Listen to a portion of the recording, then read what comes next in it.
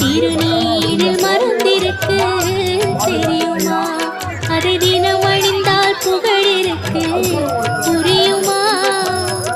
கந்தன் திருநீரில் மருந்திருக்கு தெரியுமா?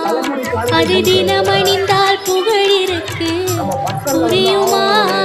கந்தன் திருநீரில் மருந்திருக்கு தெரியுமா?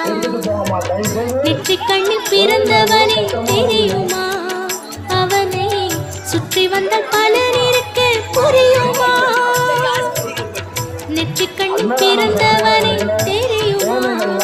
அவனை சுற்றி வந்த பலன் இருக்கு புரியுமா?